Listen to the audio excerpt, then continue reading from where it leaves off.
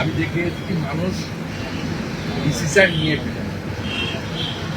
Decision নিয়ে ফেলেছে, এখন ইভিএম অব্দি মানুষকেও যেতে হবে।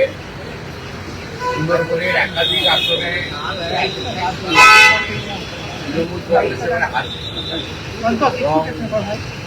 গত 2 মাস ধরে সাগর, কাকদ্বীপ, পাথর প্রতিমা, রায়পুর সহ সোলাপুর সহ ভারতীয় জনতা পার্টির পক্ষ থেকে যেভাবে মানুষ আসছে, আমি নিজেও গত 2 মাসের মধ্যে আমাদের কুলপি, মন্দিরবাজার, কাকদ্বীপ এবং সাগরে একাধিক কর্মসূচি করেছি।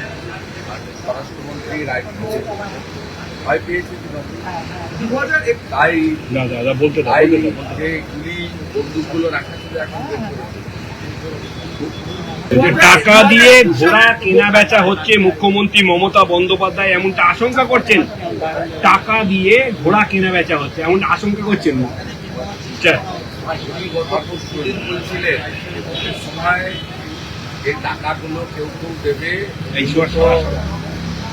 আপনাদেরই টাকা, অর্থাৎ উনি ভোটের আগে যুবকদের চাকরি না দিয়ে 15 বছর ধরে 1,500 টাকা অ্যাকাউন্টে ঢুকাচ্ছেন। তিনি মহিলাদের 500 টাকা বৃদ্ধি করে তাদেরকে আরজিকরের ঘটনা, তামান্নার ঘটনা, বকটুই ঘটনা, দুর্গাপুর আইসিসির ঘটনা ভুলিয়ে দিতে চাইছেন। চেষ্টা তো উনি করছেন।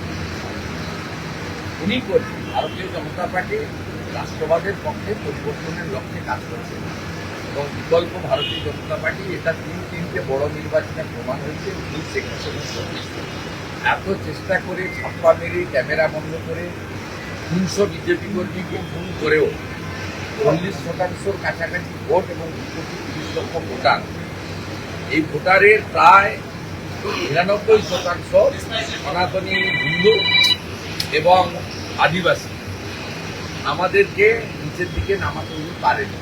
অতএব এই নির্বাচনে আর ডিএসআর নাম্বার যেতে হবে।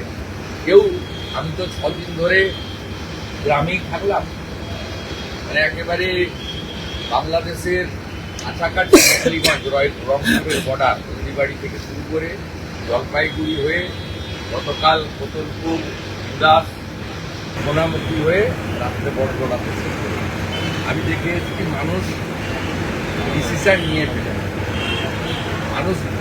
নিয়ে ফেলেছে। এখন ইভিএম অব্দি মানুষকেও যেতে হবে আর ইলেকশন কমিশনকেও পৌঁছে দিতে হবে।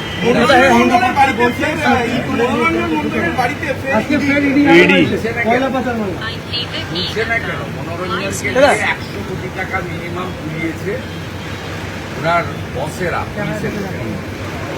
মনোরঞ্জনকে তুললে, হেফাজতে নিলে ও 25 টাকা রেখে 75 টাকা কালীঘাটের কোথায় পাঠিয়েছে বলে